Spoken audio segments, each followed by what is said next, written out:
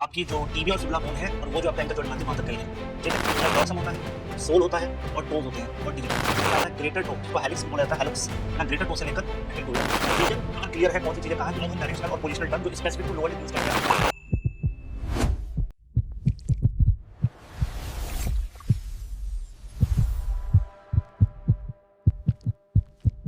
Hello everyone, तो जैसा कि हम पिछली वीडियो में देख चुके हैं anatomical terms related to upper limb. अब आपकी स्क्रीन पर है anatomical terms related to lower limb. अब हम वो सारे टर्म्स डिस्कस करेंगे जो आपको लोअर एनाटॉमी पढ़ने में हेल्प करेंगे। ठीक है, लोअर लिम्ब की एनाटॉमी पढ़ने के लिए जो आपको टर्म्स हेल्प करेंगे अब हम उनको पढ़ेंगे। तो देखिए, जब हम लोअर लिम्ब की बात करते हैं तो लोअर लिम्ब को हम इंफीरियर एक्सट्रीमिटी भी बोलते हैं और इसका मेन फंक्शन है बॉडी को सपोर्ट करना, लोकोमोशन यानी मूवमेंट एक जगह से दूसरी जगह, और आपको बैलेंस प्रोवाइड करना। इसमें जो मेन कॉम्प्लेक्स है वो है आपका हिप। हिप जॉइंट से चलते हैं आप थाई की तरफ, थाई के बाद नी, लेग, एंकल और फाइनली फुट।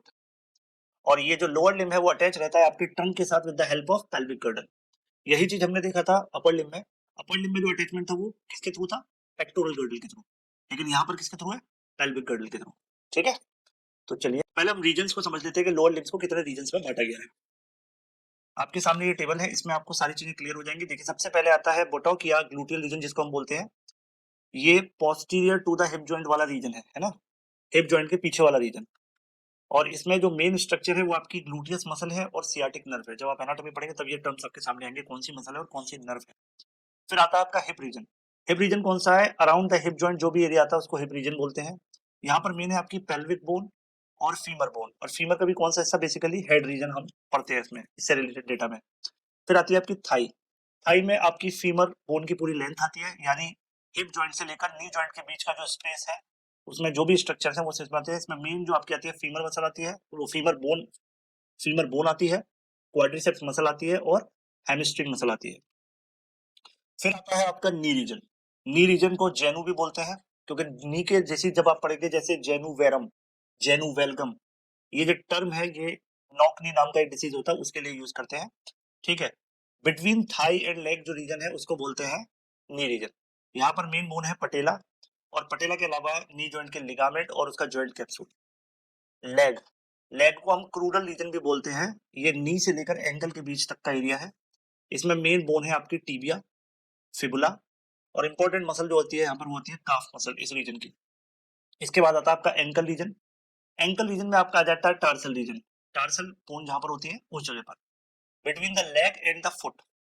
लेग मतलब आपकी जो टीबिया और फिबुला बोन है और वो जो आपका एंकल जॉइंट बनाते हैं वहां तक का एरिया। ठीक है, इसमें आती है आपकी टार्सल बोन। आपको पता है कितनी टार्सल होती है? 7 टार्सल होती है, राइट। और एंकल जॉइंट जो वहां पर बनता है आपका जो एंकल जॉइंट है, फुट या पेडल रीजन भी बोलते हैं। ये distal part of the limb है ना, सबसे लास्ट पार्ट है।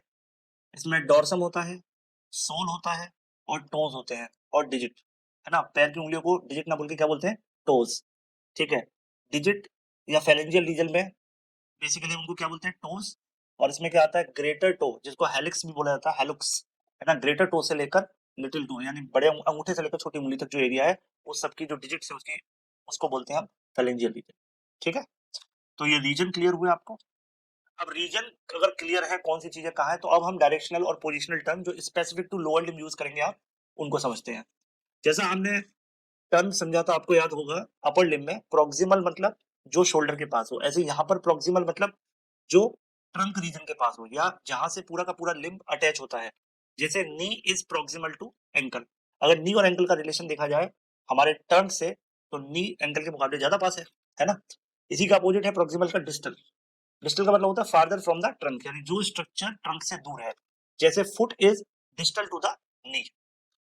फिर हम लेग के रेफरेंस में एंटीरियर या वेंट्रल किसको बोलते हैं और पोस्टीरियर या डॉर्सल किसको बोलते हैं?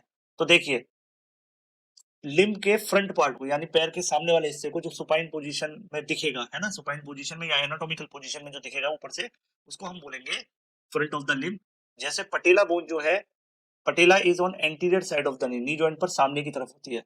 जबकि पोस्टीरियर के एग्जांपल में आपको मांग कौन है? काफ मसल, है ना, जो आपके लेग में पीछे की तरफ जो मेन बल्की मसल होती है उसको बोलते हैं calf muscle is posterior to the tibia bone. Clear? तो काफ मसल की लोकेशन कहां पर है? पोस्टीरियर। फिर आता है मीडियल। तो आपकी मीडियली कौन सी बोन है? टीबिया, तो इसीलिए टीबियल एंड भी बोल देते हैं या मीडियल बॉर्डर भी बोल देते हैं, टीबियल बॉर्डर भी। जबकि लेटरल को क्या बोल सकते हैं हम? फिबुलर या लेटरल, या फिबुलर के साथ एक और रिलेटेड नाम है peroneal. It is not very common, लेकिन कहीं कहीं आपको देखने को मिलेगा। ठीक है, पेरोनियल नर्व, पेरोनियल आर्टरी, तो उसका रिलेशन फिबुला से है। तो मीडियल में टुवर्ड्स द मिड लाइन और टिबियल साइड, और फिबुला में आपको away from the mid line and fibular side, ये चीजें याद रखिए। अब इसमें देखिए कि मीडियल में अगर मैं बात करूं तो जो हमारा टो है, वो टो हमारा मीडियल साइड में, यानी हमारी कौन से पैर की हड्डी की तरफ है, टिबिया की तरफ। जबकि लिटिल जो टो है वो कहाँ है, little toe is towards the fibula, outer side में, लेटरल साइड में। फिर बात करते हैं सुपरफिशियल और डीप।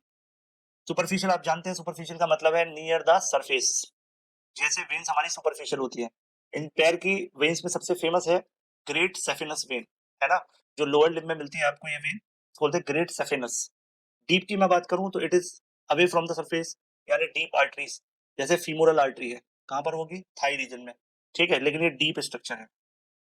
प्लांटर को मैं अगर डिफाइन करता हूँ, प्लांटर क्या है, तो प्लांटर मतलब relating to the sole of the foot, है ना, जो हमारे पैर का सोल है, वाले ये हमारा पैर है तो इसका जो सोल वाला पार्ट है, और ये है डोर्सल। ठीक है, तो सोल वाला फुट को हम कौन सा सरफेस बोलते हैं, plantar surface bears the weight and while standing. तो प्लांटर सरफेस पर हम अपने पूरे बॉडी का वजन प्रेस करते हैं ना, उस पर जब हम खड़े होते हैं तो पूरा जो हमारा टच होता है सरफेस से या शूज के साथ, वो प्लांटर सरफेस है। ठीक है, related to the upper surface is called dorsal. तो ये एक आर्टरी होती है डोर्सेलिस पेडिस आर्टरी, ये कहाँ से विजिबल होती है, ये आपके फुट के ऊपर वाले हिस्से पे, फुट के ऊपर वाले हिस्से पर दिखेगी। तो डोर्सल ये वाला है और जो नीचे वाला सोल है वो प्लांटर है। क्लियर। तो ये डायरेक्शन और पोजिशनल में आपको बस ये याद रखना है कि अपर लिम्ब में भी हमने शोल्डर को मेन पॉइंट माना था, और लोअर लिम्ब में हम हिप जॉइंट को मेन पॉइंट मानेंगे, क्योंकि हिप जॉइंट पर ही पूरा का पूरा लेग हमारे ट्रंक के साथ अटैच होता है, और शोल्डर पर पूरा का पूरा हैंड हमारा अटैच होता है किसके साथ, थोरैक्स रीजन के साथ या ट्रंक के साथ, है ना।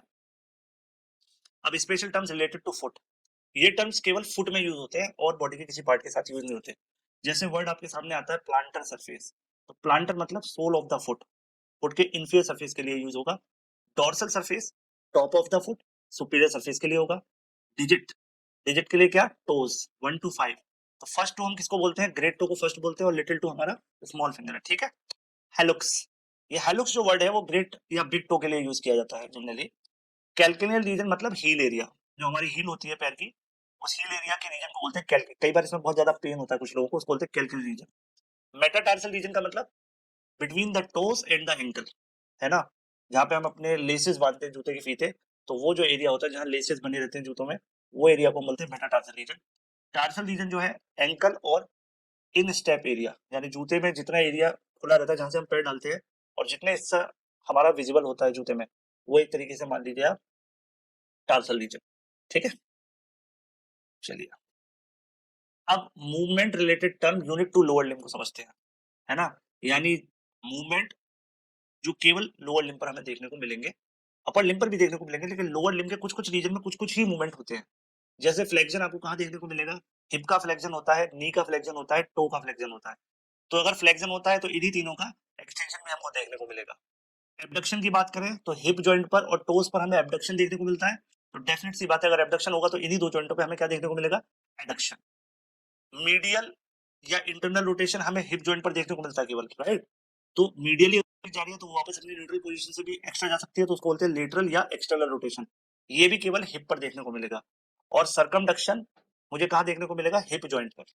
आपको पता है यहाँ पर स्टेबिलिटी मेन रीजन है, तो यहाँ मूवमेंट बहुत ज्यादा स्पेसिफिक है, राइट। करीब करीब सारे मूवमेंट आपको हिप जॉइंट पे देखने को मिलेंगे, और फिर थोड़े बहुत मूवमेंट आपको नी और टो एरिया पे देखने को मिलेंगे। फ्लेक्शन में आपको पता है decrease in the angle of bone, तो एक्सटेंशन क्या होता है, increase in the angle of bone. ठीक है, तो आपको पता है बेंडिंग ऑफ नी, जब हम अपने घुटनों को मोड़ते हैं तो वो क्या है, फ्लेक्शन ऑफ नी, और घुटनों को सीधा करते हैं तो वो है स्ट्रेटनिंग ऑफ लेग, है ना, घुटनों घुटनों पर पैर को सीधा करेंगे तो वो स्ट्रेटनिंग है। एबडक्शन मतलब मूविंग लेग साइड में। ठीक है, मूविंग लेग साइड में, तो मान लीजिए ये आपके लेग है, ठीक है, ये बॉडी है, इससे दूर अगर लेग जा रहा है तो ये क्या हो गया, एबडक्शन, और बॉडी के पास आ रहा है तो एडक्शन। ठीक है, मीडियल और इंटरनल रोटेशन। ठीक है, आप पैर को मान लीजिए आपका पैर स्ट्रेट है और ये अंदर की तरफ मोड़ रहे हैं आप, है ना, जो आपका टो है, ग्रेट टो है, उसको अंदर की तरफ मोड़ रहे हैं, तो आपका पूरा का पूरा पैर अंदर की तरफ मुड़ जाएगा, उसको बोलते हैं rotating limb inward. It means turning the toes towards the mid line, है ना, पैर के अंगूठे वाले सरफेस को, बॉर्डर को आप अंदर की तरफ मोड़ेंगे तो आपका पूरा का पूरा पैर अंदर की तरफ मुड़ जाएगा। यहीं अगर ये रोटेशन की मैं बात करूं, टोज की बाहर की तरफ पैर को खोलेंगे ऐसे करके, तो आपके रोटेट हो जाएंगे बाहर की तरफ। सर्कमडक्शन अगेन सर्कुलर मूवमेंट है, ठीक है। इसमें ये कंपोजिट मूवमेंट है जिसमें फ्लेक्शन भी देखने को मिलेगा, एक्सटेंशन भी, एबडक्शन भी और एडक्शन भी। और ये चारों मूवमेंट जब एक साथ होंगे किसी जॉइंट पे तो जो नेट मूवमेंट निकल के आएगा वो होगा सर्कुलर मूवमेंट, है ना। ये कब देखने को मिलता है? Swinging of leg in a circle, जैसा हम यहाँ हाथ में करते थे ऐसे ही अगर पैर में करेंगे, ठीक है, तो वहां पर भी मुझे सर्कमडक्शन देखने को मिल सकता है। क्लियर? चलिए, इसके अलावा कुछ और जॉइंट पे भी हमें देखने को मिलता है मूवमेंट, जैसे प्लांटर फ्लेक्शन या डॉर्सी फ्लेक्शन। ये हमें कौन से जॉइंट पर देखने को मिलेगा, कौन से एरिया में? एंकल पे। इन्वर्जन एवर्जन, ये कहाँ देखने को मिलता है आपको? फुट रीजन में। टो फ्लेक्शन और टो एक्सटेंशन, ये आपको कहाँ देखने को मिलेगा? पैरों की उंगलियों में, है ना। तो टो एक्सटेंशन मतलब straightening of toe upward, curling मतलब पैर की उंगलियों को अंदर की तरफ मोड़ना, ठीक है। इन्वर्जन मतलब turning the sole inward and turning the sole outward. जब टर्न हम सोल को अंदर की तरफ लेंगे तो जो सोल है वो हमारी मिडलाइन की तरफ फेस करेगा, और अगर सोल लेटरली यानी बाहर की तरफ खुल रहा है, पैर का तलवा, है ना, पैर का सोल बाहर की तरफ ऐसा मुड़ रहा है पर अंदर की तरफ हो रहा है तो ये इन्वर्जन, और बाहर की तरफ हो रहा है तो एवर्जन। प्लांटर फ्लेक्शन का मतलब स्टैंडिंग ऑफ टिप टो, जैसे हमसे कोई कहे हम अपनी लंबाई कैसे बढ़ाते हैं, है ना, हम अपने टिप ऑफ द टोज पे खड़े हो जाते हैं तो वो क्या है? Plantar flexion. Lifting toes off the ground मतलब केवल हम एड़ी पर खड़े हो जाए और आगे वाले पंजे को ऊपर उठा लें तो उसको हम बोलते हैं डॉर्सी फ्लेक्शन। तो ये हमारे कुछ मूवमेंट है जो एक पर्टिकुलर जॉइंट पर या पर्टिकुलर एरिया में देखने को मिलते हैं। ये मैंने पूरी लिस्ट एक साथ बना दी है क्योंकि जब आप बीडी चौरसिया जनरल हैंडबुक पढ़ते हैं तो उसमें ये सब कुछ लिखा है, लेकिन कहाँ कहाँ लिखा है ये आपको ढूंढने में काफी टाइम लगेगा, ठीक है। अब नेक्स्ट वीडियो हमारी जो है वो रिलेटेड है anatomical terms related to the trunk.